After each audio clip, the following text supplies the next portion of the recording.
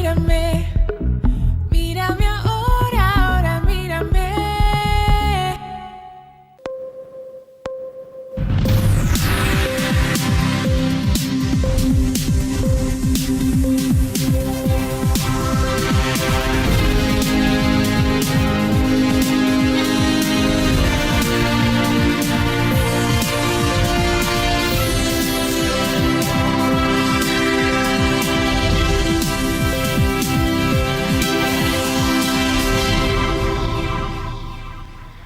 Kamikaze, ¿no?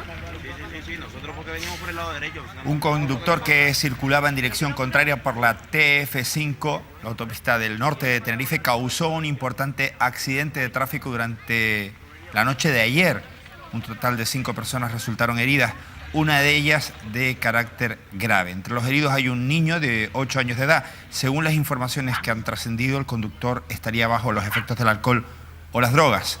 Aún se investiga si el conductor era un kamikaze o si se confundió de salida al estar bajo los efectos del alcohol. Ha sido este el que termina un fin de semana. Iniciamos la semana en directo. Buenas noches, gracias por preferirnos un día más. Ha sido este un fin de semana complicado. Para los que cubren sucesos ha sido, pues eso, un fin de semana para generar bastante información. De esa de la que nada nos gusta contar, o la que no nos gusta contar. Lo que sí nos gusta contar es que está con nosotros David Cuesta. Ha tenido unos días de permiso, ha rezado mucho, ha tocado muchas barrigas de muchos budas en muchos lugares de Oriente, del Lejano Oriente. ¿Era el Lejano Oriente eso? Sí, bueno, para mí era cercano porque estaba allí, pero sí, desde aquí está lejos, un poco lejos está. ¿Sabes que cuando te... ¿Qué cámara es la mía? Porque estoy un poco perdido aquí. ¿Sabes que cuando te miro, no sé por qué, lo primero que me viene a la cabeza es si se te han hecho los ojos como más achinados? Puede ser, si es por comer arroz, seguro que sí, vamos, porque... De hecho, me acaba de decir David, el realizador, dice, ¿viste a David? Está igual. Digo, ¿y qué esperabas? Han pasado 6 meses, no ha pasado media vida. La verdad que todo el mundo me dice lo mismo, que estoy igual y yo creo que eso es buena señal también. Bueno, tú sabes que nadie se ha creído aquello de que has estado en excedencia. Lo presumible era que hubiéramos tenido un enfrentamiento entre la propiedad y el trabajador, y vamos a contar la verdad. La verdad es que has tenido una operación y ahí están los efectos del rejuvenecimiento. ¿Se nota o no se nota? En el caso tuyo no se nota, cosa que es buena. En el caso mío... Cuando vas por quirófano se nota más. Bienvenido, David. Gracias. Óscar Martín, buenas noches. Buenas noches, Manolo. Muy contento y muy feliz que esté David ya con nosotros y que esté por aquí, por la isla. Tinerfe Fumero, buenas noches. Buenas noches y me sumo a la bienvenida a la que es su casa, ¿no? Muchas gracias, compañero. Se llama solidaridad, ¿eh? Sí. Compañerismo también. Compañerismo. Bueno, decía yo que precisamente hablando de compañerismo, los compañeros que cubren sucesos en los distintos medios de comunicación han tenido un fin de semana de estar informando constantemente, y más porque ahora las propias redes sociales por las que ustedes también pueden participar en este programa a través del WhatsApp o a través de nuestra cuenta en Twitter, nos obliga a estar mucho más atentos y la gente demanda mucho más la inmediatez. Hablamos inicialmente de ese accidente que se producía. ¿Hay alguna novedad más, Tinerfe? Pues mira, te podemos confirmar, y mañana lo contamos en Diario de Avisos, que por cierto creo que es de justicia, que fueron precisamente Mírame Televisión y Diario de Avisos los medios que anoche estuvieron informando prácticamente al minuto de lo que estaba sucediendo en la TF5, con la importancia que eso tiene, ya no tanto de ser el primero, sino la importancia que tiene de alertar a los usuarios de la autopista del norte que en ese momento no se dirigieran ahí, procuraran evitarlo, tuvieran precaución, ¿no? Y bueno, mañana ya te decía que contamos en el periódico, y ya te anticipo aquí que precisamente fue el hecho de que llevaban puesto el cinturón de seguridad la familia contra el que chocó el presunto kamikaze lo que les ha salvado la vida. Están heridos moderados, fueron trasladados al hospital.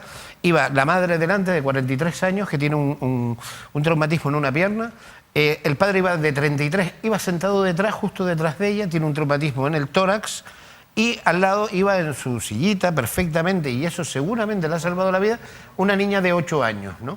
Que tiene también un traumatismo en el abdomen, ¿no? Pero ya en el parte de la Guardia Civil, al que hemos tenido acceso, se destaca claramente que precisamente esa circunstancia es lo que le ha salvado la vida a ellos, que iban en un Renault Megane negro, pero también al presunto infractor, que es un varón, es un vecino de La Victoria, mi memoria, de 38 años, si bien recuerdo, pero me acaba de entrar la duda, y que también llevaba el cinto puesto. Es el más grave de todos los 5 heridos, ¿no? Y está hospitalizado. No se le ha tomado declaración, pero como tú bien decías y ya anticipábamos desde anoche, habían todo tipo de indicios de que estaba bajo las influencias del alcohol o incluso de otras sustancias. Hay una quinta personalidad, que es que justo antes de producirse el choque frontal, la conductora de un Opel Corsa tuvo que realizar una maniobra evasiva para no chocar contra este presunto kamikaze, que venía con un Peugeot 106 de color azul, ¿no? A consecuencia de esa maniobra evasiva chocó contra la mediana y también tuvo que ser hospitalizada con un traumatismo en el tórax también, igualmente de carácter moderado. Pudo haber sido una tragedia, pero no hay mal que por bien no venga. Recordemos la suma importancia de llevar puesto el cinturón de seguridad, sobre todo los anclajes, leérselo un poquito de los pequeños, ¿no? Que ayer mismo, si no estamos hablando de una tragedia aún mayor, es precisamente por eso. De este asunto, de este suceso, hablábamos con Jesús González, teniente jefe destacado del destacamento de tráfico de la Guardia Civil. Vamos a escuchar lo que nos contaba al respecto. Ayer por la noche, a las 22:45 horas, se recibe alarma de un vehículo circulando en sentido contrario en la carretera del TF5, carretera del norte. En el kilómetro 22, ese vehículo circula en dirección Santa Cruz, por el sentido contrario, y otro vehículo, un Opel Corsa, observa este vehículo en sentido contrario que viene de frente y tiene que hacer una maniobra para esquivarle, tanto derecha como izquierda, y colisiona con la mediana. La conductora de dicho vehículo, del Opel Corsa, ha salido ilesa. El vehículo en sentido contrario sigue circulando y en el kilómetro 21.500 de la TF5 colisiona con un Renault Megane, en el que la conductora es una madre, un padre que está detrás sentado con una hija de 8 años. Los resultados de las lesiones han sido lesiones leves de los 3 ocupantes de dicho vehículo. El vehículo que circula en sentido contrario, el conductor, ha resultado herido grave. De las primeras actuaciones que ha efectuado el equipo de atestados, tanto el estudio de sintomatología como de los signos, se cree que el conductor puede haber estado afectado por el consumo tanto de alcohol como de otras sustancias prohibidas, y que puede ser debido a un despiste el haber circulado en sentido contrario. Siguen las investigaciones, para ello se ha abierto diligencias y se ha solicitado de la autoridad judicial los pertinentes análisis toxicológicos para verificar los extremos anteriores. Es muy posible que fuera bajo la velocidad de la vía, que es la curva del Sauzal, y por la velocidad tanto de los primeros estudios de velocidad tanto de colisión como de circulación, se ven que la velocidad está limitada a 80, y entonces las lesiones no han sido más graves para ninguno de los afectados por el accidente. Bueno, las primeras investigaciones del equipo de atestados, tanto el estudio de signos como de síntomas, se observa que ha podido ser un despiste por el consumo de sustancias prohibidas. Lo que la investigación sigue, hemos solicitado, como he dicho anteriormente, el análisis toxicológico y tendremos que verificar estos extremos después con los análisis preceptivos. Como no hemos podido tomar manifestación al conductor de vehículo en sentido contrario, entonces tenemos que esperar a que tenga un mejor pronóstico para poder hablar con él en el hospital. Tinerfe, esto nos contaba el teniente jefe del destacamento de tráfico de la Guardia Civil, Jesús González. ¿Querías apuntar algo más? Sí, reafirmarme en que obviamente los datos que él tiene sobre el estado de salud de los afectados es el de primera instancia. Nosotros tenemos los del SECOES, que a su vez se los traslada el Servicio de Urgencia Canario, ¿no? Les insisto, les confirmo, hay un herido grave, que es el que iba en dirección contraria, y los otros 4 están heridos de carácter moderado, ¿no? Hay un pequeño dato. Ayer a esas horas había unas obras en la TF5, ¿no? Y una de las cosas que evidentemente se le va a preguntar a esta persona cuando se le pueda prestar declaración es si pudo confundirse precisamente por los desvíos que hay en la autopista. Seguramente, estoy convencido, están señalizados, ¿no? Pero es un dato que no se puede olvidar, ¿no? y que, como bien decías, que esta sí es su parte y la tiene bastante clara el responsable del subsector de tráfico provincial, que es que todo apunta a que es precisamente esa presunta ingesta de alcohol y otras drogas la que realmente provocó que circulara en dirección hacia Santa Cruz por la autopista en los carriles que son en sentido al norte. Pero es interesante cómo cambia el matiz, es decir, no es lo mismo que ocurra esto y que tú lo hagas intencionadamente, es decir, que sea un kamikaze propiamente dicho, Claro. a que sea por un despiste, más allá de que evidentemente ese despiste, por cómo iba conduciendo, vaya a tener unas consecuencias también penales. Pero no es la misma consecuencia que lo hagas intencionadamente, por eso esta parte se tiene que dilucidar, es una de las cosas yo creo que más importantes de la investigación que, La voluntad, que se claro. ha abierto, la voluntad que tenía. ¿O no? De cualquier modo, de el hacer lo término que hizo, ¿no? se utiliza en lo que es la traducción española al que realiza la conducta temeraria, nada más, ¿no? Y en todo caso, bueno, sí es importante en consecuencias penales, yo creo que todo apunta, porque casi siempre son así, realmente en este tipo de casos, a delito en todo caso, supuesto que se aprecie, de lesiones imprudentes, por imprudencia, ¿no? Y bueno, y contra la seguridad vial, claro está, ¿no? Que es delito ya en España. Hablando de otras circunstancias que tienen que ver con el tráfico y de otro suceso que tiene que ver con el tráfico, tenemos ya que confirmar la muerte de ese niño atropellado en el mes de octubre, recordarán ustedes, en el barrio de García Escame. Tinerfe, también sobre esto tendremos más información mañana en el Diario de Avisos, pero ya hoy definitivamente sí que confirmamos la muerte de ese niño atropellado. Sí, así es, fue a primera hora de esta mañana cuando se confirmó la muerte de Derek. Derek tenía 4 años y ciertamente desde el primer momento los pronósticos fueron muy malos, ¿no? Nos confirmaba la familia hoy que los doctores habían advertido de que en caso de que sobreviviera sería prácticamente, no recuperaría la conciencia, sería prácticamente un vegetal, ¿no? Y bueno, de cualquier modo eso no quita el dolor. Ya el niño tuvo que ser reanimado en el lugar de los hechos, fue a las 8:30 de la mañana del 24 de octubre del año pasado. Derek iba con Evans, ¿no? Que es su hermano de 6 años, por el paso peatones por el que van todos los días al colegio de García Escames, ¿no? Y justo detrás iban su hermana mayor y el padre, ¿no? Pues un vehículo, un Volkswagen Polo de color rojo que conducía una mujer de 28 años que dio positivo por alcohol y por la ingesta de al menos otras dos drogas, ¿no? De sustancias estupefacientes. Golpeó con mucha violencia a los 2 pequeños y Derek sencillamente no ha podido remontar la gravedad de las heridas aquellas. Dentro es imposible ver nada positivo en una tragedia de estas características, pero al menos hoy también nos hemos enterado por la familia que el otro niño, el de 6 años, Evans, ¿no? Sí. A pesar de que las heridas eran más graves de lo que habíamos pensado, pues ha evolucionado fantásticamente. O sea, se le ha disuelto el coágulo que se le formó en el cerebro y luego él tenía un traumatismo muy, muy feo en lo que es la parte de la boca, que le afectaba prácticamente medio rostro, ¿no? Y se le hizo una operación que ahí hay que felicitar a los especialistas del Hospital Universitario de Canarias, que le han reconstruido prácticamente esa parte del rostro, y me decía esta tarde el hermano de la madre, que los resultados de la operación han sido fantásticos, ¿no? Así que es imposible ver nada bueno en esta noticia, pero nos quedamos con el consuelo de que Evans, pues al menos se recupera bastante bien de las heridas, ¿no? Juan José Hernández está al teléfono, es tío precisamente de estos 2 niños.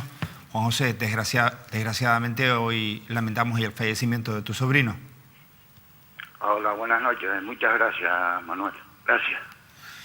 Amigo, ¿cómo están siendo estos días, sobre todo estas horas, para tu hermana y para el resto de la familia?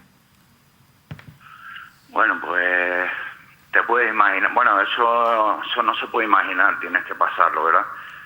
Pues consternado, en shock y poco más, puedo decir, todos estamos igual. Lo cierto es que la buena noticia dentro de todo lo terrible que ha sido este asunto es que uno de los críos, tu otro sobrino, está mejorando, sí, está fuera de peligro. Sí, no, Iván ya está haciendo su vida normal, gracias a Dios. Él sí, ya fuera de peligro, bien, completamente bien. Va al colegio, hace el deporte, todo bien. Bueno. Gracias a Dios. insistimos, nuestro más sentido pésame a toda tu familia, ¿de acuerdo? Muchas gracias. Muchas gracias, ¿no? Yo me gustaría hacer un apunte. A mí primero, evidentemente, lanzar ese mensaje ha sido un día hoy súper trágico, desde luego. A mí me ha impactado, ¿no?, conocer, evidentemente, como decía Tenerife, la evolución, los pronósticos no eran favorables, no mejoraba y quizás estaba en una situación tremendamente complicada, ¿no?, en caso de sobrevivir. La buena noticia, efectivamente, es del hermano, ¿no? Pero hay que ponerse en la piel, desde luego, y recapitular lo que ocurrió exactamente en la familia, esta familia que reside en el barrio de Somosierra, en Santa Cruz de Tenerife, su padre, su madre y sus familiares, ¿no? Quiero lanzar un mensaje de ánimo y de mucha fuerza, que yo creo que es lo que está expresando en estos momentos todo el pueblo de Tenerife, ¿no? Pero claro, yo me he hecho una pregunta, un planteamiento a lo largo de las últimas horas reflexionando, ¿no? La autora de los hechos, que fue efectivamente detenida, se puso en libertad, está, si no me equivoco, en libertad provisional con cargos, ¿no?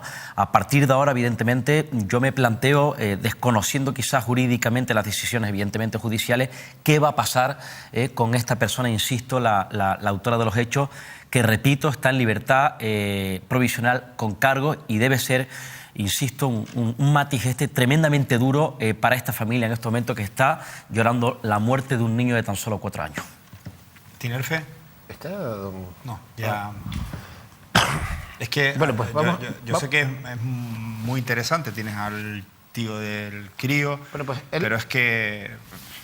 Pues, ¿qué le vamos a don preguntar? Juan, es que pues don Juan José, y lo nuestras vamos a contar condolencias, aquí. ¿no? Don Juan José nos contaba hoy que ellos entienden que todo el mundo se equivoca, pero que a la familia lo que le duele es que no es que haya ido a visitar a los niños, es que ni tan siquiera los ha llamado. Y que eso es lo que le duele a la familia. Y que no entiende por qué la conductora se comporta así.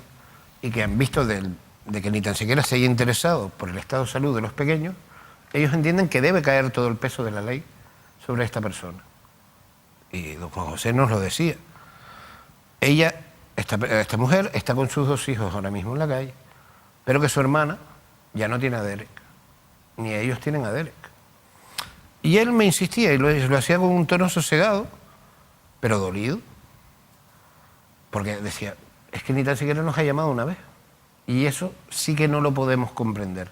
Podemos comprender un error, que es un error muy grave, pero no entendemos que no haya tenido esa cosa de llamar una vez, ¿no?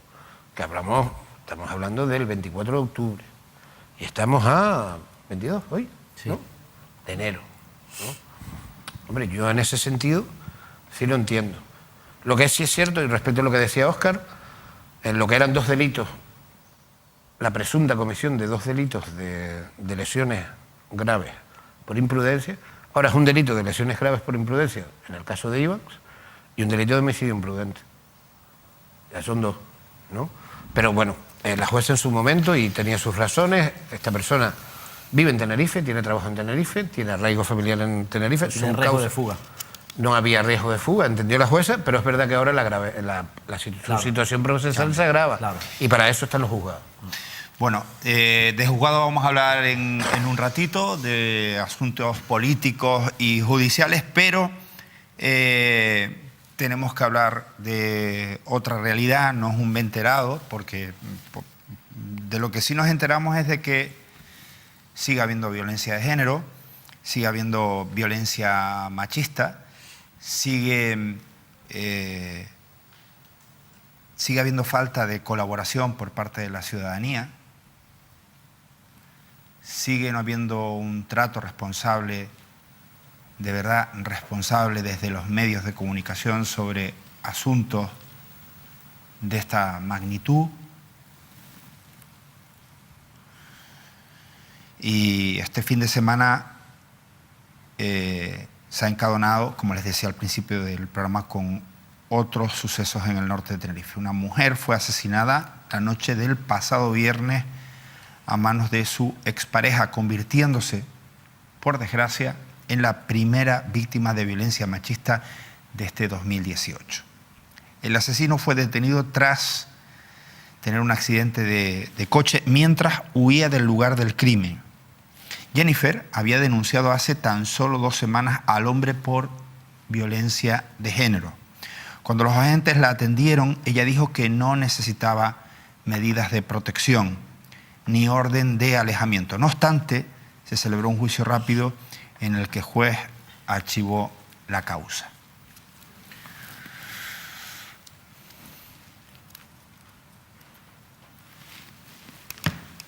Bueno, Tinerfe, vuelvo a tirar de ti porque tu periódico contaba este asunto y porque tenemos algunas novedades. En este caso, hemos constatado que las fuerzas y cuerpos de seguridad del Estado han ejecutado el protocolo previsto escrupulosamente, incluso más. Y te voy a poner un detalle. Por lo que se ve, la víctima tenía previsto mudarse hacia el tanque.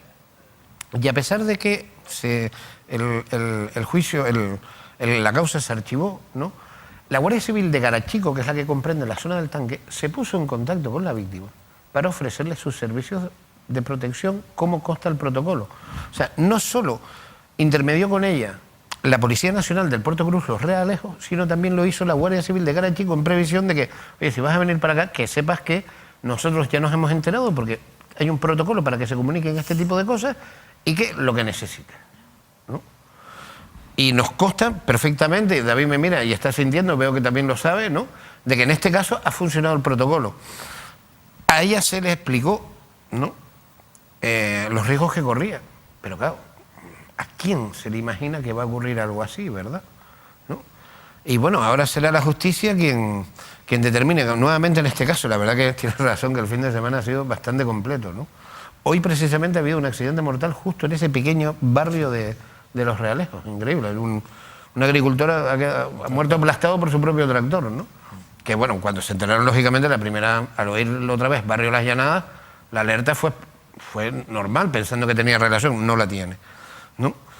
Pero lo que te contaba, este señor también está ingresado, está grave, pero está fuera de peligro, es una persona de 68 años, un vecino de Los Realejos, y como contaba el propio alcalde de Los Realejos, que es que ciertamente es difícil prever estos casos. Manolo Domínguez conocía tanto al presunto homicida como a la víctima. Y él decía, es que no te crees que te vaya a pasar aquí tan cerca. Y sin embargo, una vez más aprendemos, ¿no?, con mucho dolor, decía Domínguez, y yo creo que con buen sentido, de que no se puede bajar la alerta, ¿no? Pero a mí me gustaría destacar sobre todo eso, ¿no?, que tanto Guardia Civil como Policía Nacional actuó a pesar del archivo Sí, parece incluso la Policía Nacional se ponía en contacto con ella, le preguntaba, le recomendó que fuera a los servicios sociales, que cómo estaba, le hacía un seguimiento, sí. Y ella lo hizo, pero no quería seguir hablando de malos tratos, pero sí pidió un abogado porque tenía en el problema de la custodia de su nieta, que él había reconocido como hija, sí, para que pudiera tener los papeles aquí, porque ella es de nacionalidad venezolana, ¿no?, y la casa de la calle de las Arenitas, en Las Llanadas, ¿no? Aquí yo creo que claramente lo que sí que ha fallado no es el protocolo, como bien ha explicado Tinerfe y Óscar, sino la justicia. La justicia falla en el momento en el que archiva esa denuncia, porque yo creo que también hay que empezar a articular métodos para que incluso en contra de la voluntad de la víctima se pueda proteger a la víctima, ¿no? Yo sé que es complicado, es muy complicado jurídicamente, es muy complicado también, que al final si el policía va y habla con ella y el guardia civil y ella no quiere esa protección, pues poco se puede hacer, pero realmente quizás sí que se pueden hacer cosas, ¿no? No hay los medios necesarios, pero a lo mejor había que tener una patrulla ahí vigilando pues 24 horas esa vivienda. Una vez que ya, evidentemente, ha habido una primera denuncia porque ha habido unos hechos de una violencia de género que cuanto menos si se denuncia es porque ha ocurrido, ¿no? Porque como sabemos nadie denuncia, muy pocas personas, porcentajes muy bajos hay de denuncias falsas, ¿no? Entonces yo creo que a mí me preocupa mucho que la justicia haya fallado y sobre todo que no haya medios para proteger a esas personas que por muchísimas circunstancias que a todos algunas se nos pueden venir a la cabeza, no son capaces realmente de pedir esa protección o por lo que sea, o se sienten seguras o no creen nunca que va a ir tan lejos, pero es que de una mano levantada una vez a un asesinato de verdad, la vida ya nos ha demostrado que la línea o la distancia que hay es muy, muy pequeña, es muy, muy pequeña. Y yo creo que eso habría que tenerlo más en cuenta porque esto Esto no puede pasar o no debería pasar. De hecho, la denuncia que presentó en un juzgado de instrucción de ICO de Los Vinos fue hace una semana, así recientemente. El día 8. El día 8, que muy fue reciente, archivada, claro. que no se aplicaron medidas, en este caso, cautelares, es decir, de orden de alejamiento. Era violencia verbal. Claro, efectivamente. Ella fue quien retira. Todo ocurre en medio de un proceso de divorcio.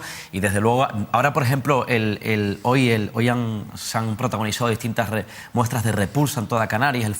Los miembros del Foro contra la Violencia en Santa Cruz de Tenerife esta tarde han pedido revisar el sistema de evaluación de riesgo, mayores recursos, mayores medios, pero fíjense, al final hay una niña por medio donde el presunto autor de los hechos la dejó en casa de un familiar en el Puerto de la Cruz. Al final el presunto autor de la muerte de una persona de manera injusta, de nuevo este caso de violencia de género casi provoca también un episodio trágico en la autopista del norte cuando se da la fuga. En fin, que esto evidentemente ya sobrepasa todo tipo de valores y principios en una sociedad, creo que avanzada como esta, ¿no? Quisiera puntualizar dos cosas respecto a lo que dijo David. Voy a contar algo. A pesar de los que tiene pocos medios, lo reconocen ellos, ¿no?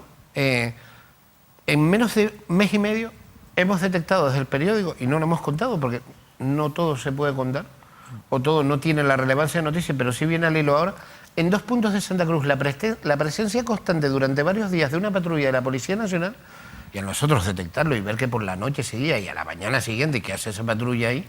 Además voy a decir los sitios. Uno es por encima de la Avenida Venezuela y otro es muy cerca del Club Náutico, muy cerca de la entrada por donde se entra el barrio La Alegría. Y en las dos ocasiones, al contactar con prensa de la Policía Nacional, nos han explicado que son servicios de prevención por algún caso de violencia de género que ellos entienden de riesgo alto. Y mira que precisamente no andan sobrados de patrullas, ¿eh? Está la patrulla ahí, en el caso de la Avenida Venezuela, que por encima, para no decir la calle exactamente, estuvo hasta 4 días seguidos, por las noches también.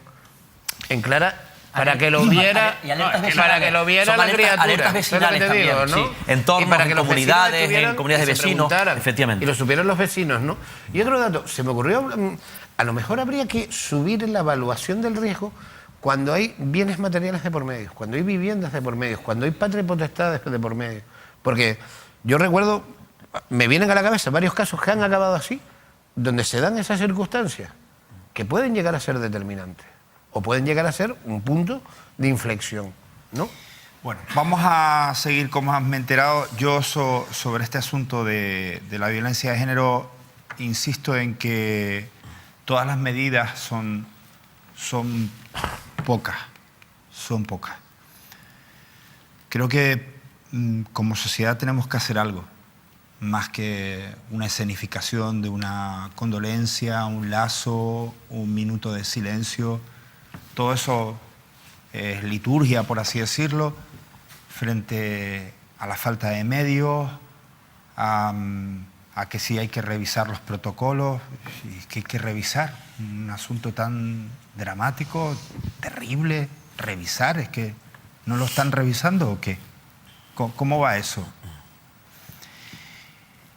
Luego yo creo que desde los medios de comunicación sí que hay que advertir a la sociedad, y sí hay que no advertirla, decirle de verdad, sobre todo a las víctimas o a las personas que se sienten amenazadas en este momento, que de verdad que no están solas, que no es una cuestión de boquilla, es una cuestión de que la ley les ampara, que hay policías que a pesar de que se archivan los asuntos, ellos siguen preocupados porque saben cómo son estas situaciones y están ahí.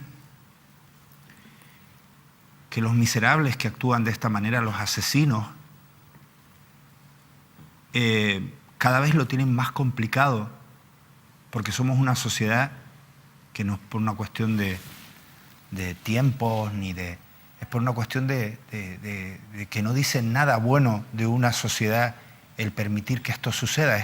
Es dramático, es terrible, porque sepan que cada vez lo tienen más complicado, lo tienen más difícil. Los cobardes que se hacen pasar por buena gente, por buenas personas, y que luego se ven con el derecho de quitarle la vida a otra. Y yo, que tengo la experiencia por tantos años de trabajo y la oportunidad que ustedes nos dan a diario de contar las cosas, me he tropezado en muchas ocasiones, me he encontrado en muchas ocasiones con mujeres que han sido víctimas de violencia de género y que han perdonado esa acción. Y esa opción no es que para estas cosas no existe el perdón, o sea, no existe, tiene que ir por otros cauces.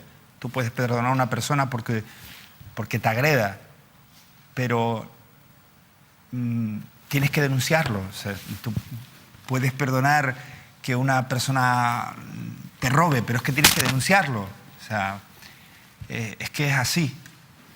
Y cuando una persona es violenta y emprende un camino, es muy difícil que una persona violenta, asesina, que además ya muestra ese instinto, levantándole, agrediendo a la mujer o sencillamente privándola de esa libertad de la que todo ser humano tiene derecho, ese camino ya no tiene regreso, no tiene vuelta atrás. Con esa pareja y en esa situación no tiene vuelta atrás. Lo digo porque créanme que cuando esta persona ha visto que este asunto se archiva porque la persona que le denunció prefirió no complicarle la vida, hay que ponerse en la piel de esa persona, tenía una niña, venía de otro país, las circunstancias, las amenazas, mejor lo dejó pasar, que seguramente, y el seguramente, el darle la posibilidad a esa persona de que no se la vigile, le permitió envalentonarse y acabar con la vida, no solamente de esa persona, sino destruir una familia, a una niña que ya no tiene a su madre y otras muchas cosas más. Por eso, felicitar a las fuerzas de seguridad del Estado, felicitar a la policía local por el trabajo excelente que hace, que saben de esto que les estoy contando, porque a diario reciben denuncias. Felicidades a todos aquellos que deciden denunciar, no felicidades, es que esa debe ser la actitud.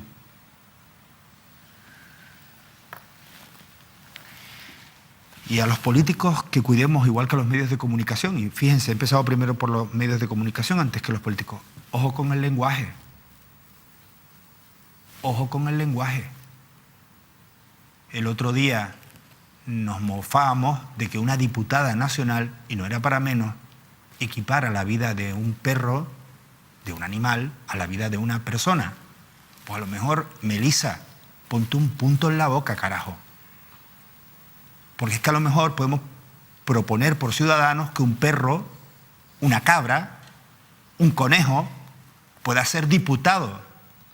Total, para cómo se gobierna este país, por ejemplo, en materia de violencia de género, pues no sería mala idea, chica. Y los medios de comunicación, ese tipo de actitudes, de comentarios, tendríamos que ridiculizarlas. No te dedico una portada, te dedico una caricatura, chica.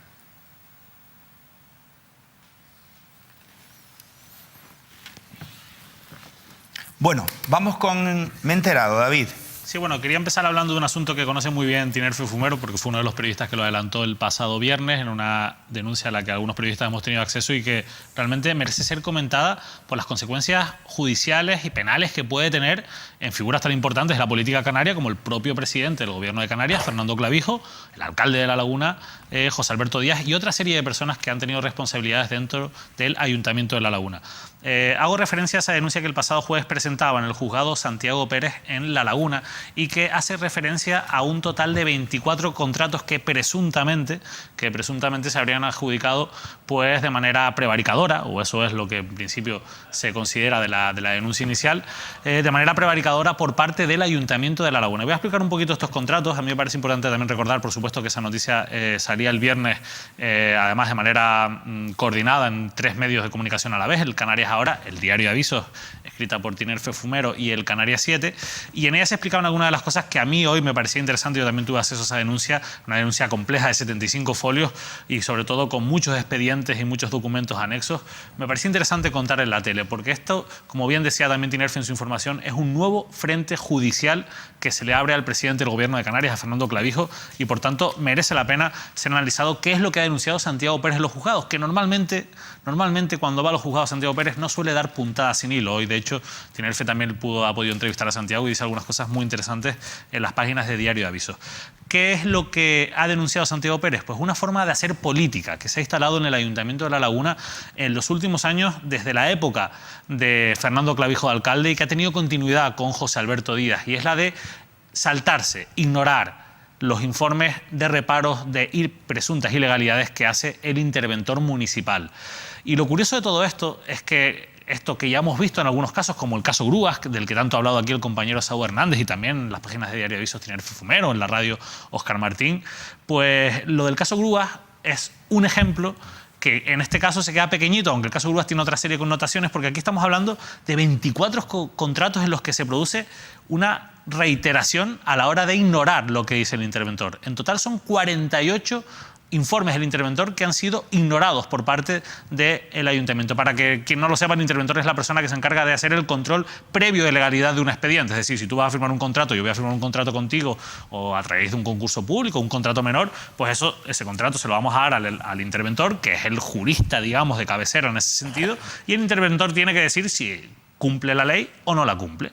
Pues lo curioso es que hasta en 48 ocasiones el interventor ha dicho que determinados contratos del ayuntamiento, por eso digo que esto es una forma de hacer política, porque no ha sido un hecho aislado, sino ha sido de manera sistemática, ha dicho, no, mira, este contrato no se puede firmar porque es ilegal.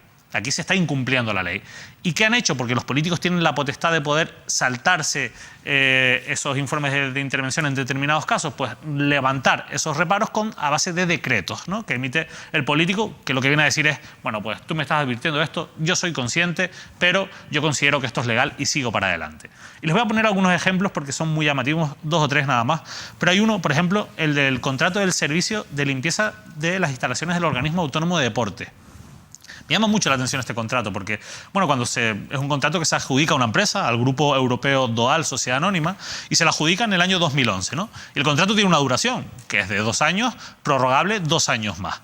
Sin embargo, lo curioso es que cuando se cumple ese plazo, que es lo que puede durar el contrato, una vez que se llega a ese plazo, hay que volver a convocar un concurso público, lo que hace el ayuntamiento es, en vez de convocar un nuevo concurso público, decide prorrogar de nuevo, en contra de su propio pliego de condiciones, ese contrato. Y llega y le dice al interventor, mira, queremos prorrogar este contrato de marzo de 2015, ya cumplido esa vigencia de 4 años, pues hasta el mes de julio de 2015. Y el interventor le dice, no, mira, es que no puedes prorrogar este contrato porque es que esto solo tenía una máxima duración de 4 años, ahora tienes que volver a sacarlo a concurso. ¿Y qué hace el ayuntamiento? No, pues si tú me dices eso, me da igual y yo sigo para adelante.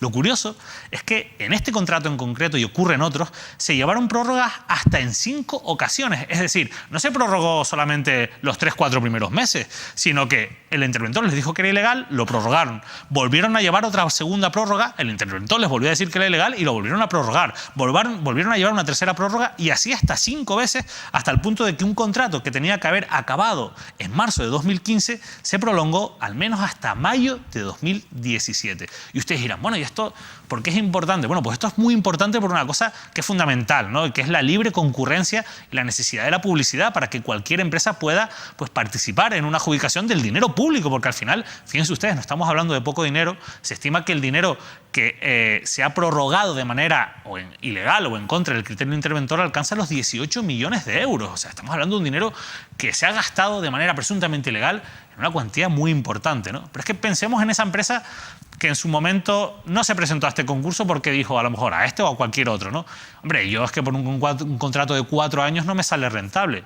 Si a esa empresa, por ejemplo, le hubieras dicho que no, mira, es que no solo va a ser un contrato de 4 años, sino que yo esos 4 años después te los voy a renovar durante 2 años más en contra de los informes del interventor y vas a seguir recibiendo el dinero que cobras por este servicio. Imagínense todas las empresas que se podrían haber presentado. O piensen en que si esto, como marca la ley, este contrato en concreto, insisto, hay 24 contratos bajo sospecha, sale a concurso público, de nuevo, otras empresas podrían presentarse y presentar quizás una oferta mejor, más económica para el ayuntamiento, que prestase un mejor servicio público. Este contrato me ha llamado la atención y como este hay varios. Pero hay otro que es muy curioso que también destacaba el compañero Tinerfe Fumero, que es el de la contratación de celadores para las instalaciones también del organismo autónomo de deportes, ¿no? Que esto se fue beneficiaria de la empresa Mérida Servicios Mantenimiento.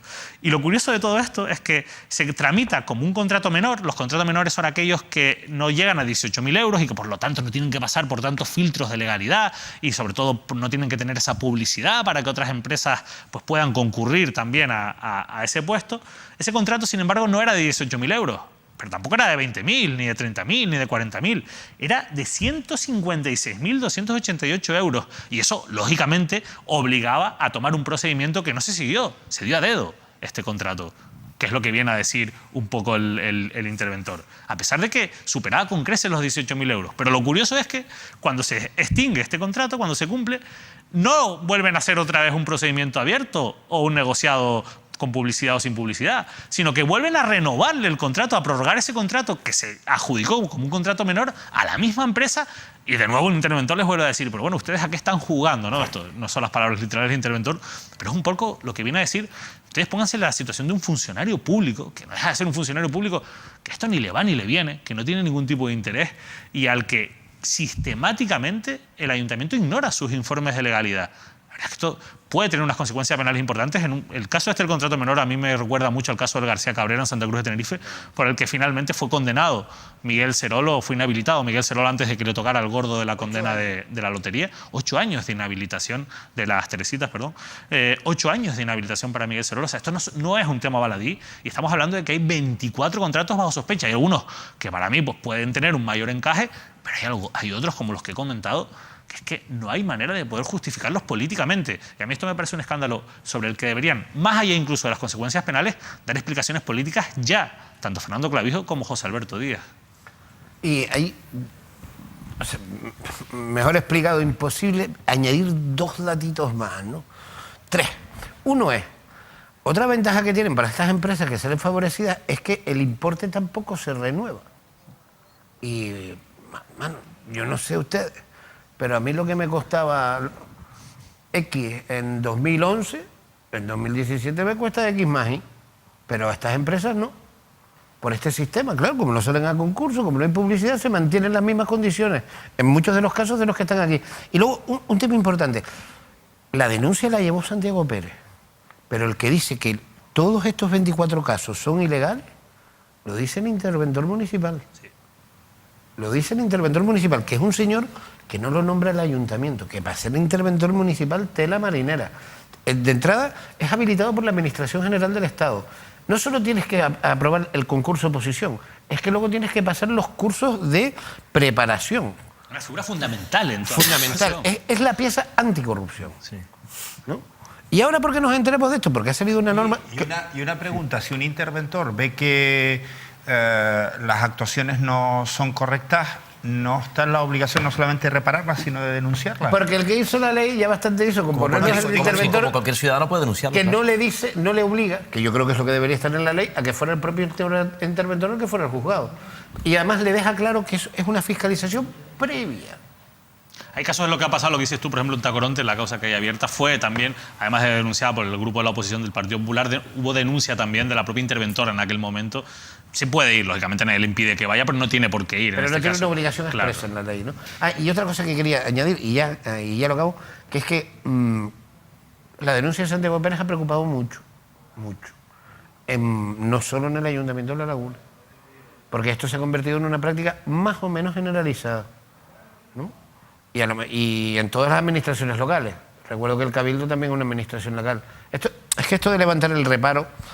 Mira, la gran excusa que pone Manolo es que dice, es que se extinguió el contrato, ¿cómo vamos a dejar sin grúas a los vecinos y tal? Se extinguió el contrato porque tú lo dejaste extinguir. ¿No entiendes? ¿Qué estado de necesidad? ¿Lo vas a alegar tú, que eres el que ha creado la necesidad? Que el problema es que proponen la prórroga de manera retroactiva, cuando la ley deja bien claro que eso tiene que ser, o sea, tú tienes una previsión, ¿no? Excepcional. Estos 24 casos que hablamos son en 23 meses, ¿eh?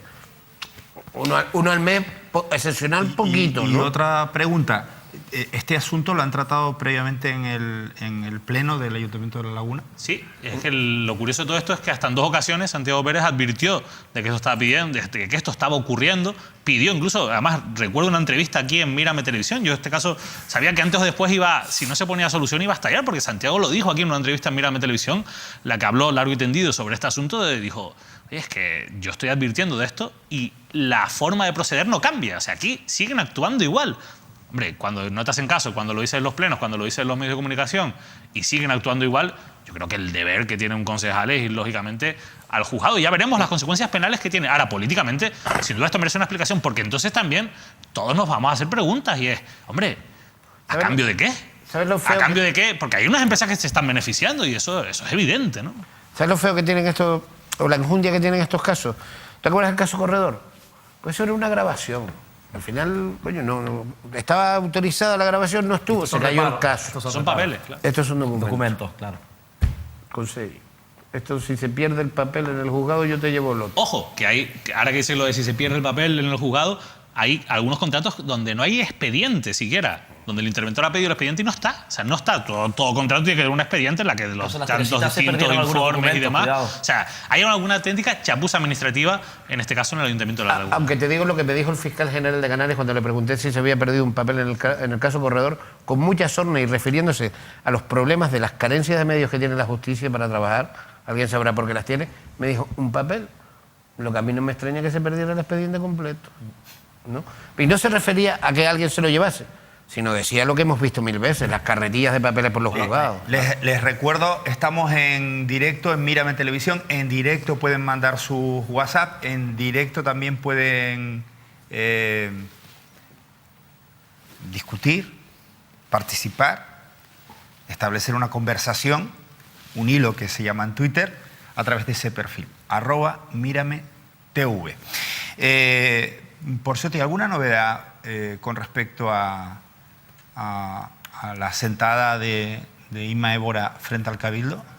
Bueno, hoy parece ser que hoy se protagonizó un acto de repulsa como novedad, frente al Palacio Insular del Cabildo Insular de Tenerife, donde estaban los representantes de los grupos políticos, y parece que allí estaba Aurelio Abreu, que es el vicepresidente, y bueno, le reclamaron desde la sentada que fuera a visitar a Inma Évora, y parece ser, por las imágenes que yo vi, que se dio la vuelta, terminó el acto de repulsa, se metió en el Cabildo y no ha sido capaz todavía de hablar con Inma Évora. Y pudo haber aprovechado la ocasión porque estaba ahí enfrente, era justo en el palacio, en la fachada del Palacio Insular. Tinerfe, ¿por qué no se sienta Aurelio Abreu con...?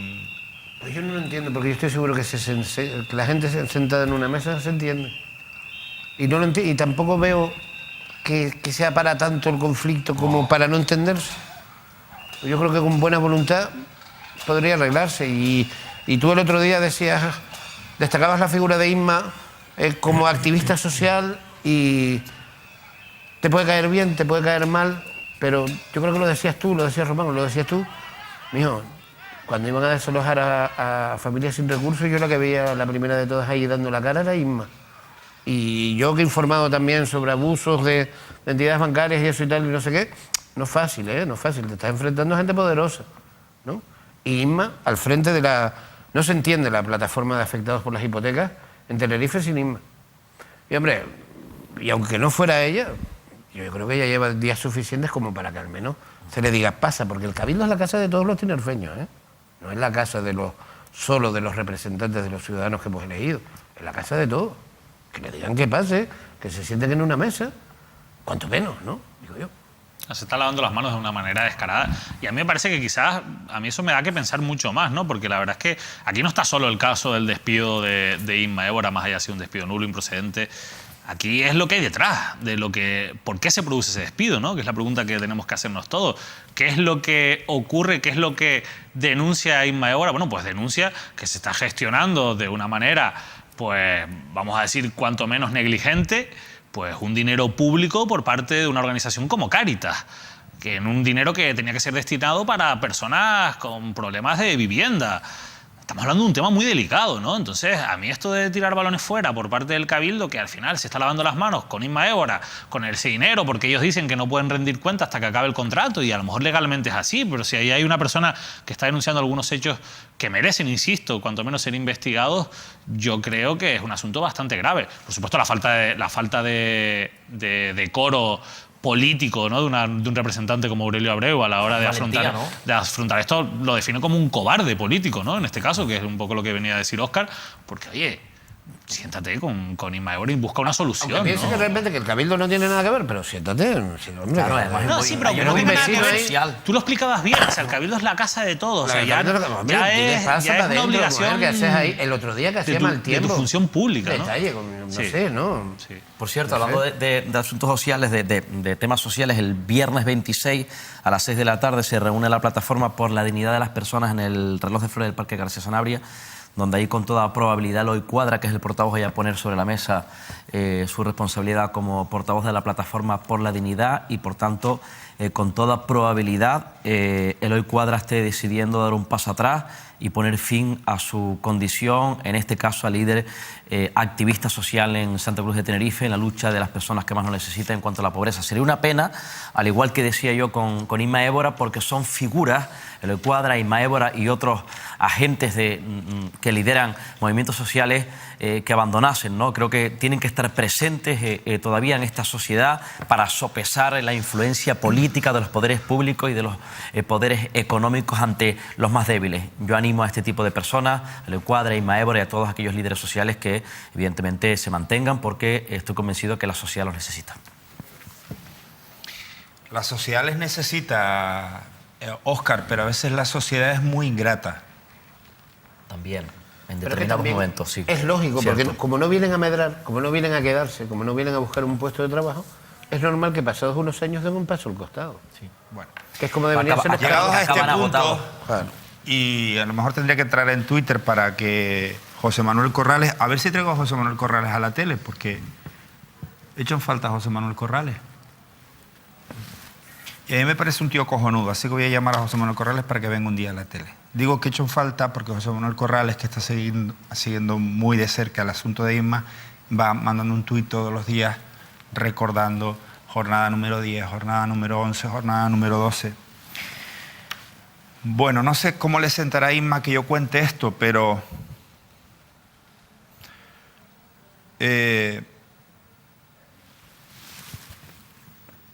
bueno, mejor no lo voy a contar. No porque sea nada malo de Inma en absoluto, sino porque es algo personal. Y vamos a no mezclar. Mal tiene que estar la cosa, muy mal tiene que estar la cosa, para que ante una activista social, una persona que ha dado la cara por gente débil y que el único beneficio que obtenía era a lo mejor cierto protagonismo en los medios de comunicación, de eso no se vive, se los aseguro. En los medios se vive de esto, de ponerse delante de una cámara y de contar cosas y de... Porque tú invites a una persona o porque una persona te invite, salvo que vayas un sábado deluxe o al programa de Risto o al de Bertín, eso no se paga. ¿Vale? Pues el único rédito que tenía Inma Évora pudiera ser el del protagonismo en los medios de comunicación. Pues muy mal tienen que estar las cosas, muy mal tienen que estar las cosas para que alguien que se ha bregado, se ha peleado, ha luchado en momentos complicados por gente que perdía sus casas, que ha asesorado a familias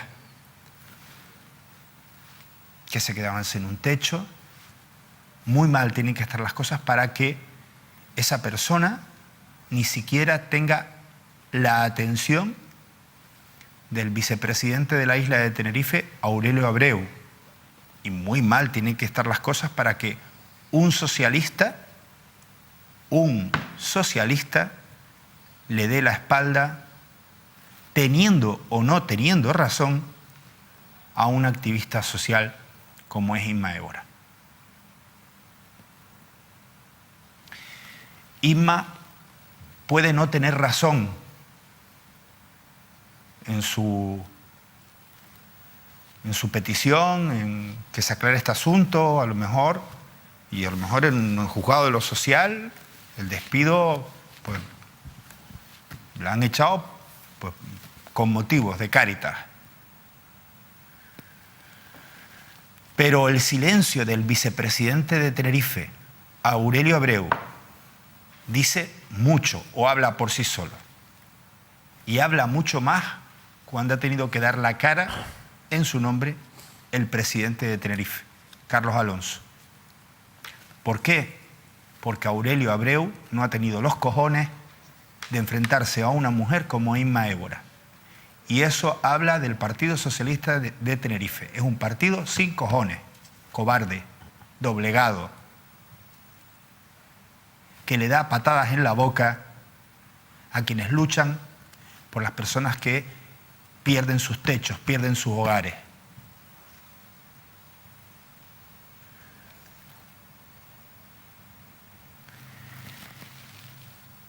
No nos vale la explicación del Cabildo, llámese Cruz Roja, llámese Cáritas, llámese el Plan Islas Solidarias de Mírame Televisión, que tanto bien hace a la sociedad de Tenerife y a la sociedad canaria. Mal hace el Cabildo de Tenerife por no dar explicación cuando se les pide, insisto, sobre Cáritas, sobre proyectos de Cruz Roja, sobre proyectos que tienen que ver con, no sé, con Proyecto Hombre. Es que por el hecho de que estén bajo el paraguas de una ONG, no significa que no puedan tener defectos o que haya que hacer un seguimiento.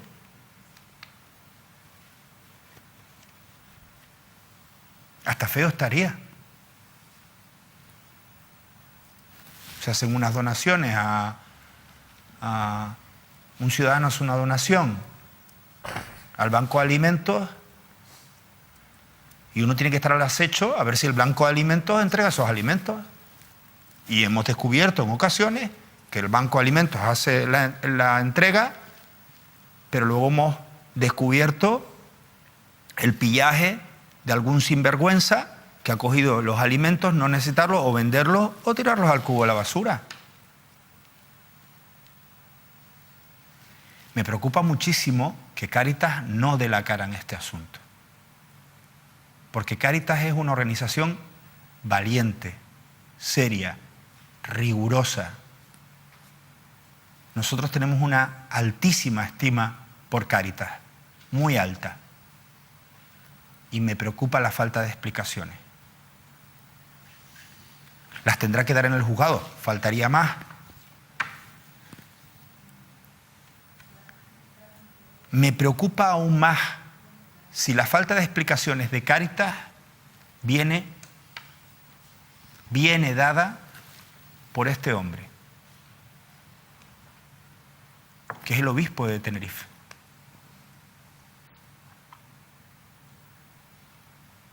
El Papa Francisco ahora ha estado en Bolivia.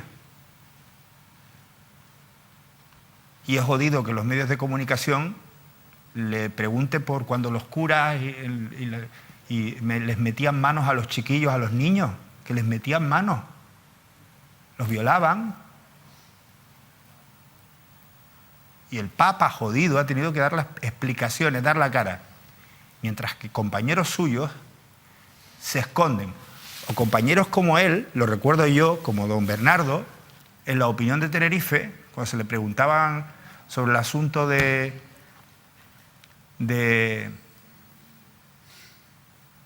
déjame callarme la boca, Manolo. Deja irme a publicidad. Nos vamos a publicidad. El obispo de Tenerife tiene que dar la cara. Porque un político se puede permitir, porque es político, y a lo mejor es un político golfo, se puede permitir escudarse en que es político y que se joda el activista. Pero un hombre de bien, un hombre que debe de representar el bien, no puede no dar la cara. Aunque sea para decir que Inma Évora está equivocada. Y que lo explicarán en los juzgados, que es donde toca. Y está tardando también Inma Évora en dejar una caseta abajo y otra caseta en la puerta de Cáritas o en la puerta del obispado. O que unos se manifiesten abajo y otros se manifiesten arriba. Nos vamos a publicidad. Hasta ahora.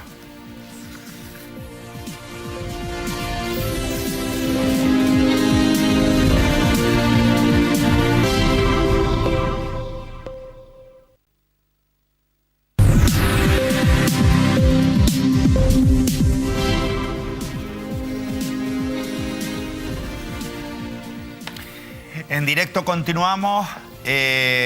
Óscar Martín. ¿Qué tienes que...? ¿Tienes una agenda?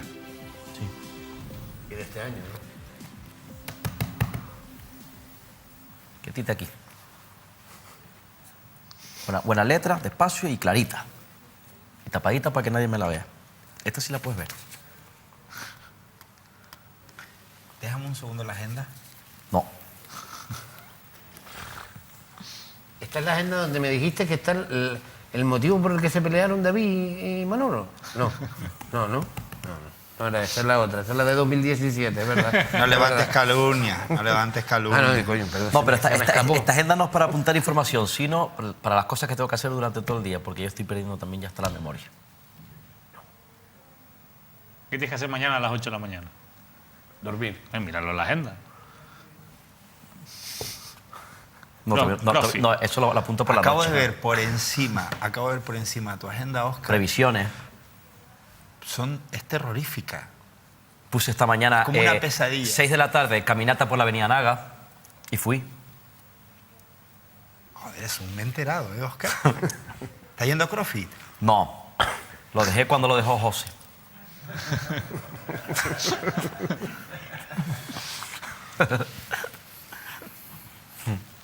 Ahora estoy haciendo vela.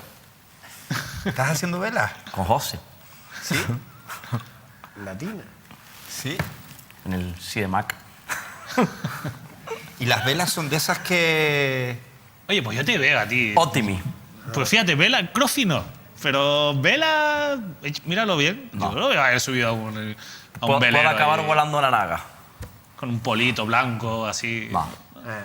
Pelo para atrás, ¿verdad? Sí, Yo, de momento, combinadas, caminata por la sí, avenida sí. Naga y bastante es.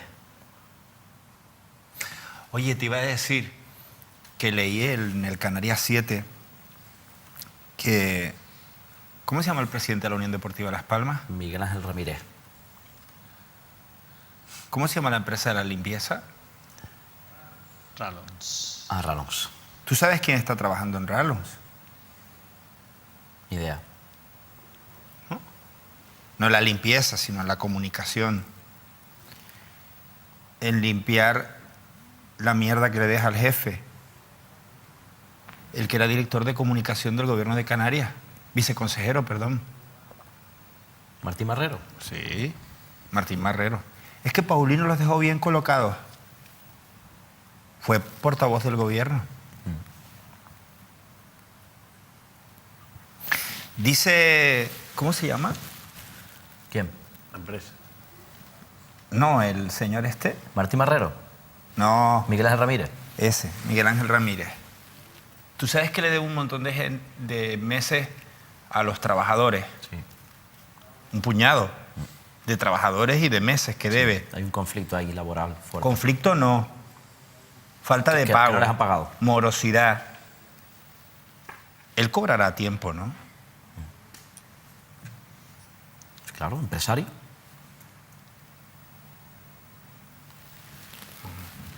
Dice que pide perdón a la afición de la Unión Deportiva Las Palmas. ¿Por lo de Rallons? No. No, por los malos resultados. Es un jeta. Y lo peor es que nadie se lo dice, que es un jeta. Ni siquiera la propia afición de la Unión Deportiva Las Palmas le dice a su jefe, a su presidente, que es un jeta, que por su jeta y por su cara muchas familias están jodidas, y no cualquier tipo de familia, unas familias que se mantenían con un salario mínimo y que siguen siendo sus empleados, su responsabilidad, son sus trabajadores. Miguel Ángel Ramírez ha montado un imperio enorme gracias a un montón de políticos a los que ha untado. Les ha untado, porque no se explica de otra manera, Miguel, que hayas hecho tan buenos contratos. Puede ser o por eso, que fíjate tú, lo voy a dejar en presunto untamiento,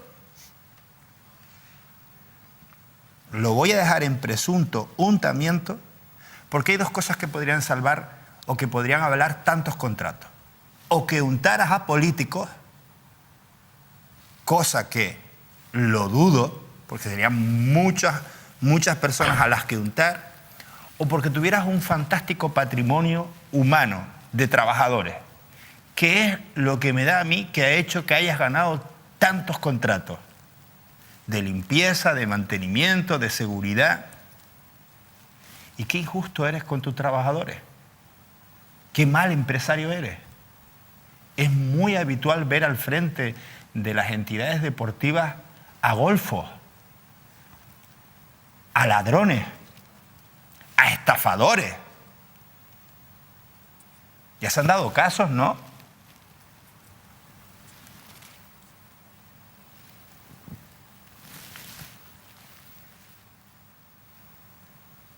Esto de nada sirve si mañana sigue pasando. Insisto, los trabajadores de la empresa Rallons, la empresa, al margen del nombre, que ha hecho grande al presidente de la Unión Deportiva Las Palmas, ¿cómo se llama? Miguel Ángel Ramírez. Ese, Miguel Ángel Ramírez, siguen sin cobrar. Las señoras que están en edificios públicos, en consejerías, allí haciendo de bedeles, es este señor.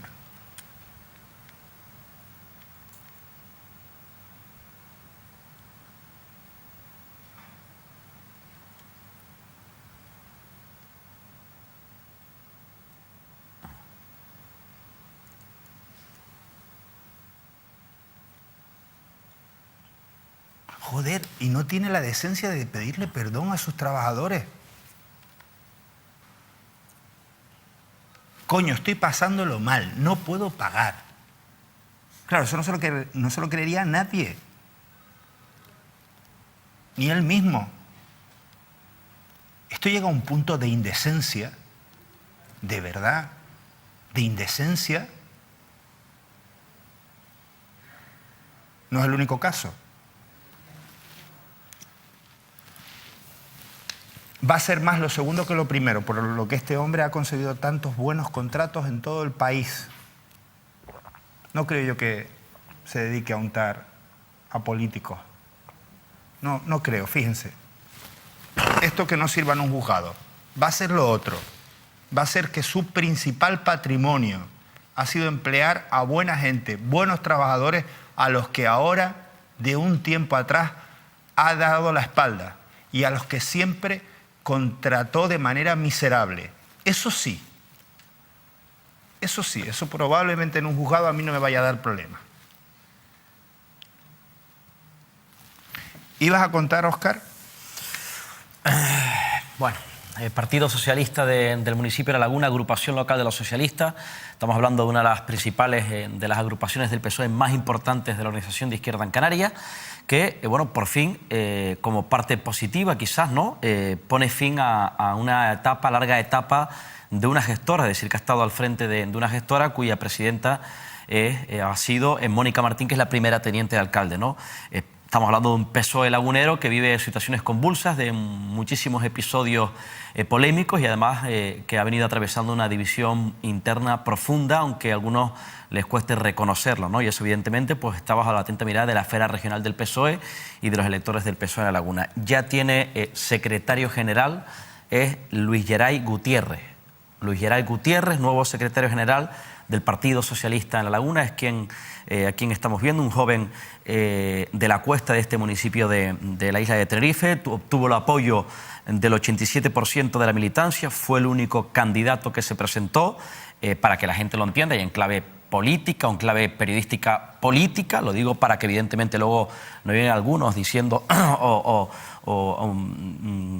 poniendo en duda quizás algunas claves políticas de que el Partido Socialista es un partido unido, que es un candidato firme, que todo el PSOE lo ha apoyado y que él aupó con ese 87%. Evidentemente hay que dar algunas claves para que la gente lo sepa, insisto.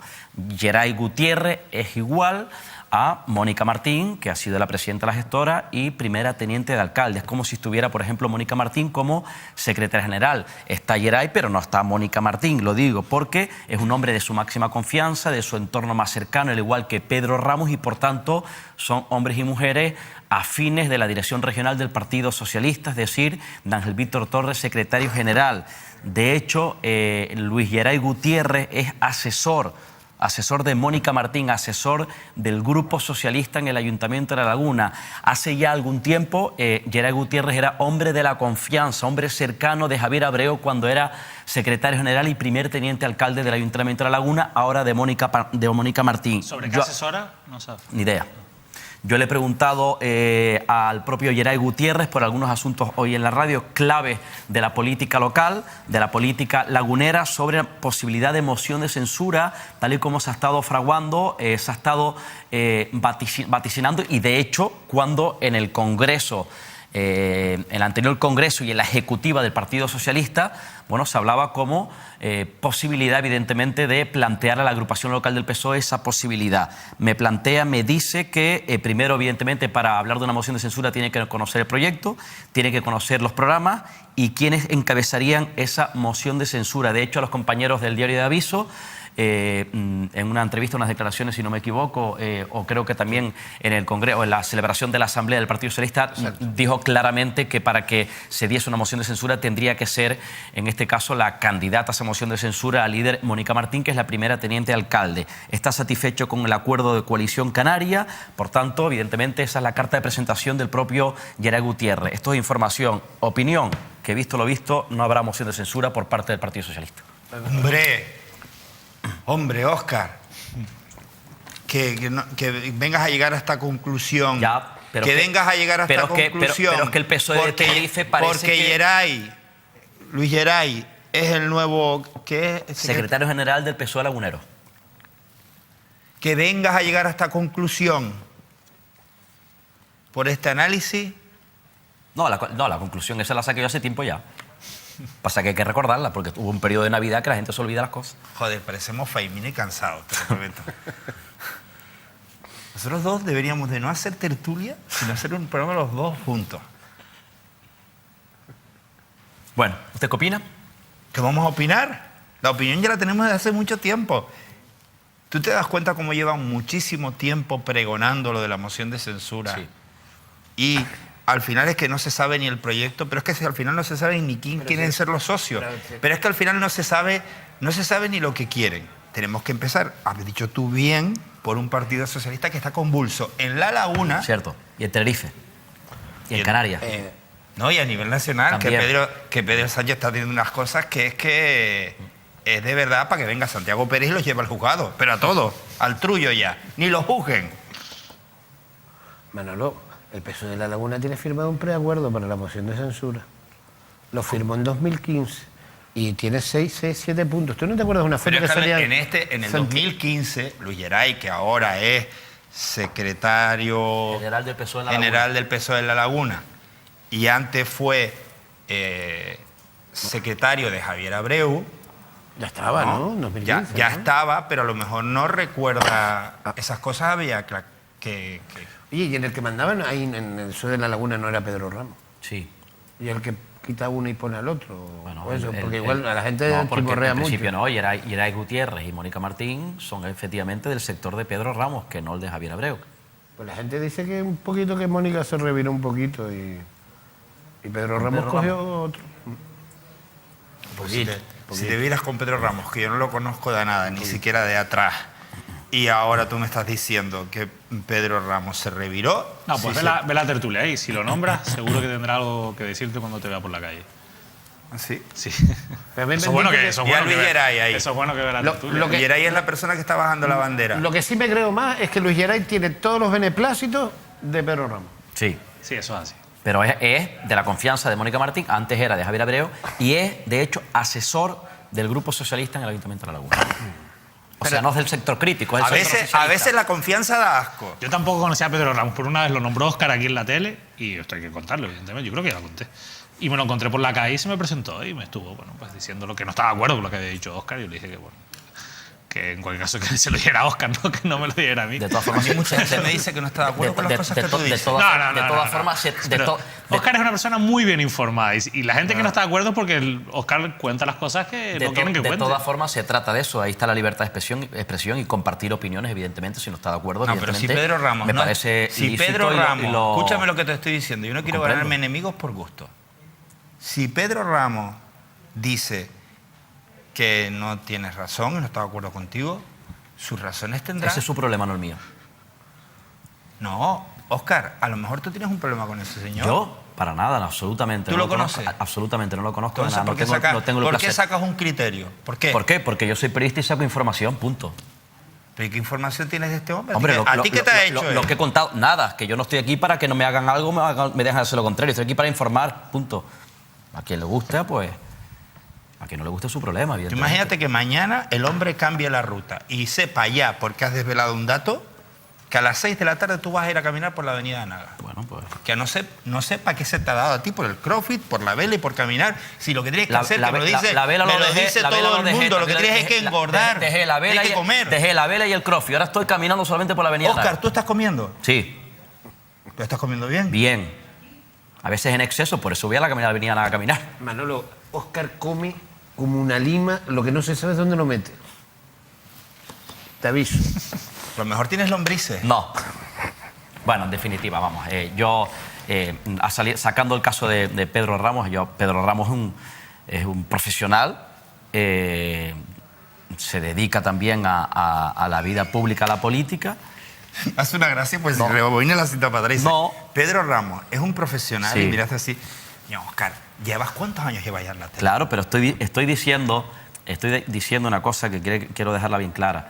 Que quien esté en la primera línea de la política, quien esté en un partido político y tenga su presencia pública, debe de considerar, de meditar y de saber perfectamente que está bajo la atenta mirada de los periodistas, de los medios de comunicación y que Pero puede puede ser ser de otra evidentemente manera.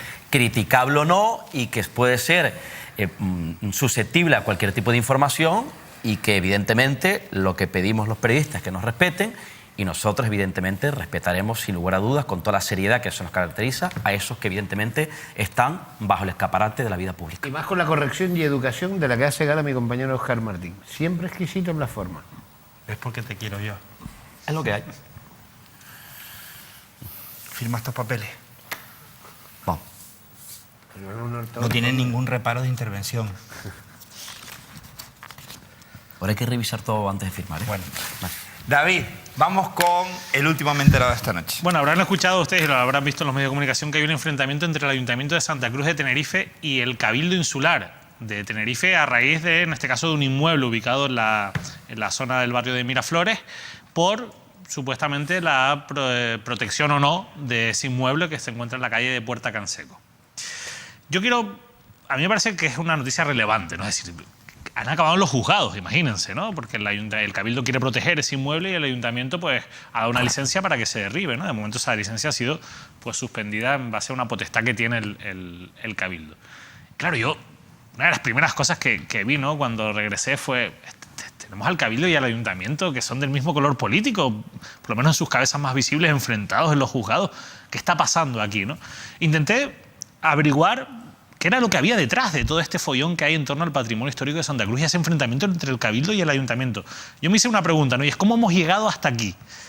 Para acabar en el juzgado del Ayuntamiento y el Cabildo de Tenerife. Bueno, pues la realidad es que por un lado me he encontrado con que el Ayuntamiento aparentemente de manera legal ha conseguido una licencia para construir en un edificio que se encuentra en la calle Puerta Canseco, y me he encontrado con un Cabildo de Tenerife que, aplicando la ley de patrimonio histórico de Canarias, creo que tenemos incluso por ahí el artículo, o sea, haciendo su deber como administración pública, ha pedido la paralización de esa licencia, de esa obra, porque considera que ese inmueble tiene pues un valor protegido. Ahí está el artículo 48 de la ley de patrimonio histórico de Canarias, donde claramente se deja claro que el Cabildo puede parar una licencia o una obra de estas características si considera que hay un edificio que, no estando protegido, merecería estarlo, por sus valores históricos y patrimoniales.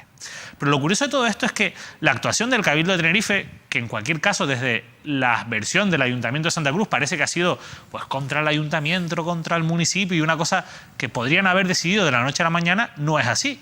Y a poco que uno se documente o entre en ese enfrentamiento en torno al patrimonio histórico, se va a encontrar con que ya en el año 2007 el Cabildo de Tenerife, del área de su patrimonio histórico, emitió un informe en el que proponía proteger, catalogar, que es el término correcto, 550 inmuebles de Santa Cruz de Tenerife que no estaban protegidos.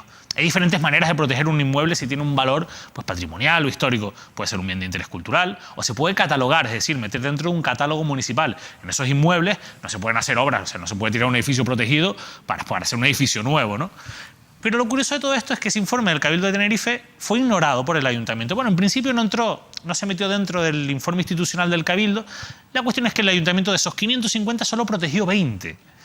Pero es que otros 19 edificios de esos 550 pues se fueron derribando con el paso de los años. Y en 2010, cuando se estaba revisando el Plan General de Ordenación Urbana, tan polémico, como que ustedes saben, ahora ha sido tumbado también por el TSJ y está pendiente de lo que diga el Supremo, mira que nos ha dado dolores de cabeza el urbanismo en Santa Cruz de Tenerife, pues resulta que en 2010 el Cabildo dice, oye, ¿Es este el edificio, David? este no es el que está... Ese es uno de los que el Cabildo propone proteger. Sí, está la zona de Miraflores. Y el 6, el número 6, que lo tenemos así en realización, es el que ha generado este conflicto. Pero a mí me gustaría que esto lo entendieran en el ámbito en el que estoy contando.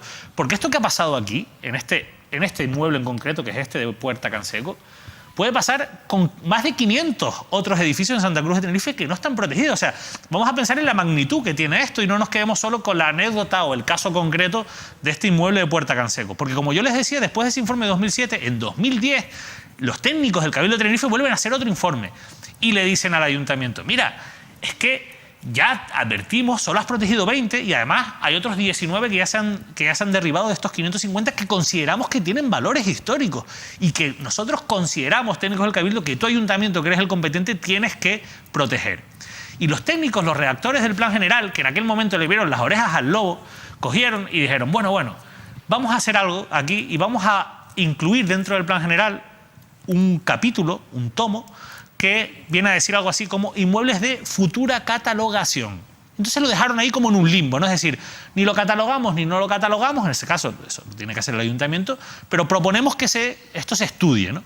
Lo curioso de todo eso es que cuando el Plan General le llega a la CONMAC lo que le dice, mira, que era ese órgano que vela por la legalidad, ustedes lo saben, ¿no? De los planes generales y demás, antes de la ley del suelo, la CONMAC le dice, no, mira, a mí ustedes estos paños calientes aquí, no, a medias tintas no. O se protege o no se protege, pero eso de futura catalogación no. Decidan qué hacen con esto. Y el Ayuntamiento lo que hace es coge ese tomo del Plan General y lo quita. Y entonces no pasa nada. Y lo curioso de todo eso es que pasan los años, se aprueba el Plan General, que ahora ha tumbado el TSJC, está pendiente del Supremo. El Ayuntamiento en ningún momento dice si protege o no protege esos edificios. De hecho, el Ayuntamiento no existe ningún informe técnico en el Ayuntamiento de Santa Cruz de Tenerife que contradiga, que ponga argumentos para decir, oye, yo no voy a proteger estos edificios que los técnicos del Cabildo me dicen que debo proteger. Pero lo curioso de todo eso es que después se crea una asociación, que lo hace además un compañero de Tiner Fumero en Diario de Avisos, que es Vicente Pérez, y llegan al Ayuntamiento y le dicen al Ayuntamiento, incluso en un pleno, donde intervino el propio Vicente Pérez, y le dicen, mira, es que están estos informes del Cabildo de Tenerife, y ustedes tienen que saber que sobre esto tienen que informar. ¿Van a catalogar estos edificios? ¿Los van a proteger o no los van a proteger? Y a pesar de todo eso, el Ayuntamiento no hace nada. No hace nada para proteger esos edificios. Y entonces, ¿qué pasa? Que aquí surge una cosa que es muy interesante para entender todo esto y que nos lleva pues, a hacernos muchas preguntas que a mí me gustaría, porque al final esto lo han llevado al terreno sentimental los políticos que están en el ayuntamiento, pues, tanto Zaida González como Carlos Tarifa, como el propio José Manuel Bermúdez, y dicen que esto es un ataque del Cabildo a la autonomía del ayuntamiento. Insisto, cuando el Cabildo ha hecho varios informes advirtiendo que ellos creen que esos edificios se tienen que catalogar y el ayuntamiento no ha hecho ni un informe que contradiga esos informes del Cabildo de Tenerife. Pero lo curioso de todo esto es que, claro, el ayuntamiento cogen y llega un propietario de un terreno y de una parcela y un promotor va y pide una licencia para construir. Y el ayuntamiento, legalmente o con apariencia de legalidad, le da esa licencia.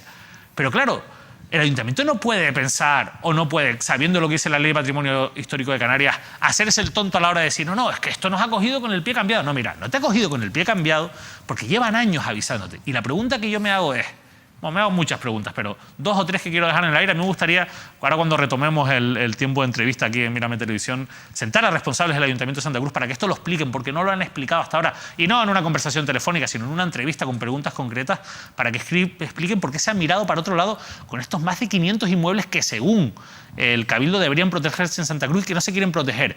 Porque a nadie se le escapa de que estamos hablando de un suelo muy jugoso en el centro de Santa Cruz de Tenerife, de que estamos hablando de otras zonas como el barrio de Salamanca, lugares donde evidentemente en una ciudad que tiene muchas dificultades para crecer urbanísticamente, el suelo vale oro. Y no quiero pensar yo que lo que ha hecho el ayuntamiento, porque esto viene de la época de Miguel Serolo, no olvidemos que esto, cuando el Cabildo alerta al principio, era Miguel Serolo el alcalde, pero después por ahí ha pasado otro alcalde como José Manuel Bermúdez y han pasado varios concejales de urbanismo, desde un socialista como José Ángel Martín hasta gente del Partido Popular como Carlos Garcinuño o Carlos Tarife ahora o Zaida González en su momento de manera temporal. Y aquí nadie ha hecho nada para solucionar esto. O sea, que ahora no nos vengan con que esto les ha cogido por sorpresa y, sobre todo, fíjense ustedes, el ayuntamiento incluso podría levantar esa suspensión haciendo un informe, que insisto, que no ha querido nunca hacer un informe técnico en el que diga por qué no cataloga esos edificios y se acabaría el problema, porque la ley lo permite, pero se va a los juzgados. Entonces yo insisto, ¿por qué? ¿No será que no hay técnicos que quieran informar o que tengan argumentos en contra de lo que dice el Cabildo y por eso no hacen los informes? No lo sé, pero la pregunta es que lo único que sí sé es que ha habido varios informes del Cabildo y ninguno del Ayuntamiento, que eso sí, podrá haber actuado legalmente al conceder esa licencia, eso yo no lo estoy poniendo en duda, pero ninguno que entre en el fondo de la cuestión, en proteger esos inmuebles que señala el Cabildo, más de 500 en toda la capital tinerfeña, en todo Santa Cruz de Tenerife. Y sobre esto es solo la puntita de lo que hoy quería contarles y que les vamos a seguir contando porque aquí, insisto, en este asunto hay mucha tela que cortar todavía. Yo la verdad que no sé toda la tela que queda por cortar ahí, David, y seguramente será de la buena, de la que venden, de la que se vendía en el kilo. Pero desde luego las imágenes parecen de La Habana. Y no, estamos hablando del corazón, del centro de Santa Cruz. Y al margen de lo sentimental, nos vamos a grandes ciudades europeas, de esas como las que queremos ser, y llegamos a gala ser, y resulta que te vas a esos lugares y efectivamente esos edificios que luego son adquiridos por grandes compañías. Se me ocurre Zara, H&M, Apple, insisto, grandes compañías las adquieren, pero respetando el patrimonio. Los rehabilitan, por ejemplo, protegen la fachada, que en el caso de Puerta Cansejo lo único que habría que proteger es la fachada. Y en ese detalle que veíamos de las imágenes son edificios además que de verdad que son preciosos. Son la historia viva de Santa Cruz. Son bonitos. Pero claro, es que esto solamente responderá, y es normal que se produzcan todas estas dudas, porque a nadie con 2 dedos de frente se le escapa que son edificios que restaurados, rehabilitados, mejorarían la economía de la ciudad, respetarían el patrimonio y... Es curioso, pero hoy, mientras estábamos ahí grabando con el compañero Carlos, el cámara, se nos acercó mucha gente a decirnos, oye, están grabando interesados porque gente con ya cierta edad tenía muchos recuerdos de esos edificios, ¿no? Recordaban, por ejemplo, la Casa Clavijo, que es uno de los primeros edificios que hemos visto, que es bastante conocida, fue bastante conocida en el centro de Santa Cruz de Tenerife. La Escuela Yabras, que también era una escuela a la que iba muchísima gente en Santa Cruz de Tenerife, que es uno de los edificios que hace esquina ahí con Puerta Canseco. Y es curioso, ¿no?, cómo se nos acercaba gente que tenía esos recuerdos. Y yo creo que eso es lo bonito de todo esto, de mantener el patrimonio histórico, que esas vivencias de la gente puedan ser trasladadas a futuras generaciones para que la historia de una ciudad, en este caso de un municipio, no se pierda, ¿no? Bueno, vamos a seguir de cerca este asunto. David, nos vamos con Lucha Canaria. Hoy hemos estado en la presentación de un homenaje al luchador Álvaro Arbelo, que lo fue, en el Casino de Santa Cruz de Tenerife. Un acto que se producirá esta misma semana y que servirá para el reencuentro de antiguos compañeros del deporte vernáculo de nuestra tierra y para conocer la figura de Álvaro. José Alberto Muñoz, el presidente de la entidad, ha contado más detalles en la rueda de prensa que se producía esta mañana. Para el Real Casino de Tenerife es un verdadero honor ser el lugar elegido por la comisión organizadora para celebrar el acto de reconocimiento a Álvaro Arbelo, porque se dan varias circunstancias que lo hacen el espacio idóneo. Por un lado, Álvaro Arbelo es socio de esta institución desde hace más de 26 años y desde sus puestos de responsabilidad en Caja Canarias contribuyó de manera especial y extraordinaria al sostenimiento, progreso y desarrollo del Real Casino de Tenerife, por lo que nuestra gratitud hacia él es enorme. Fue asimismo la persona que recogió nuestra máxima distinción, que es el premio Faustino Martín Albertos, que fue otorgado a Caja Canarias en el año 2004. El acto de reconocimiento a Álvaro Arbelo es una de esas actividades que reflejan lo mejor de la lucha canaria, que son el compañerismo, nobleza, deportividad, valores que siempre apoyaremos y defenderemos como parte indisoluble de la trayectoria vital, profesional y deportiva de nuestro homenajeado. Álvaro Arbelo. Oye, por cierto, otra persona al que propongo que se haga un homenaje y voy a proponerle para que un día le traigan al programa de lucha, es precisamente al que fue fiscal general del Estado, Eligio Hernández, que de verdad que era un excelente luchador. Pollo el Pinar. Era un excelente luchador. En la península, para criticarle, pretendían burlarse de él utilizando su mote, su apodo de la lucha, lo cual provocaba bastante rechazo en Canarias, por cierto, ¿no? Pues hablaban del Pollo del Pinar como si fuera algo despectivo, ¿no? Y saber que la lucha es un hay que ser yo gilipollas. creo que es un deporte noble, sí, un poco... Bueno, nos tenemos que ir. La gente Falta disparatada una con previsión. los comentarios sobre el asunto de Rallon. Hay mucho claro, porque al final no es solo el muerto de Rallon, es que Miguel Ángel Ramírez ha tenido muchos problemas a la hora de gestionar o de respetar los derechos de sus trabajadores en las diferentes empresas, que no solo una. A mí hubo un mensaje que me llamó la atención, lo digo yo porque uno tiene que asumir las responsabilidades cuando está al frente de una empresa. Y yo tuve problemas serios con la Seguridad Social por falta de pago. Y la Seguridad Social en ese sentido es tremendamente responsable, te localiza, te busca y te hace pagar hasta la última peseta, hasta el último euro. Y hay un mensaje que debe ser de alguien que entiende el asunto, que se pregunta cómo, debiendo esa entidad a... Rallon ya debía a la Seguridad Social desde el 2014. ¿Cómo no le quitaron los servicios? Pues es verdad. Pero es que además la Seguridad Social o cualquier administración pública, a la hora de convalidar cualquier contrato, acreditarlo con cualquier institución, con cualquier administración, tienes que acreditar, estar al corriente de la Seguridad Social, de la Agencia Tributaria Nacional, la Hacienda Pública, estatal, la Canaria.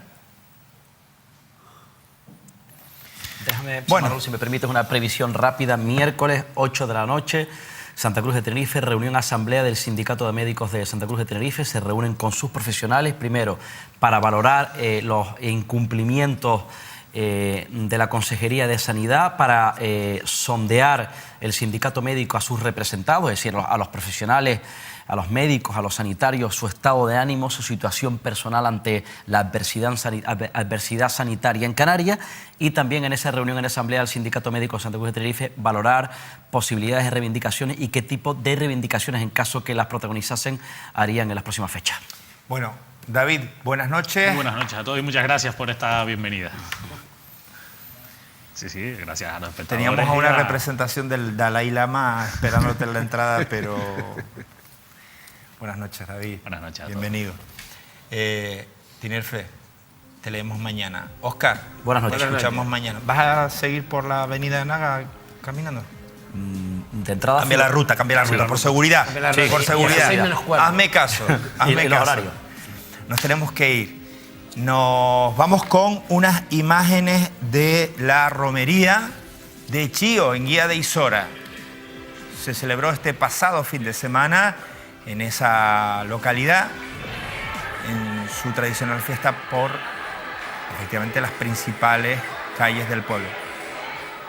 Como siempre, los productos de la tierra, el buen vino, que no falte, las ganas de pasarlo bien en el sur de la isla de Tenerife. Una de las primeras romerías de Canarias se están produciendo precisamente en el sur tinerfeño. Con estas imágenes nos despedimos, deseándoles buenas noches y buena suerte.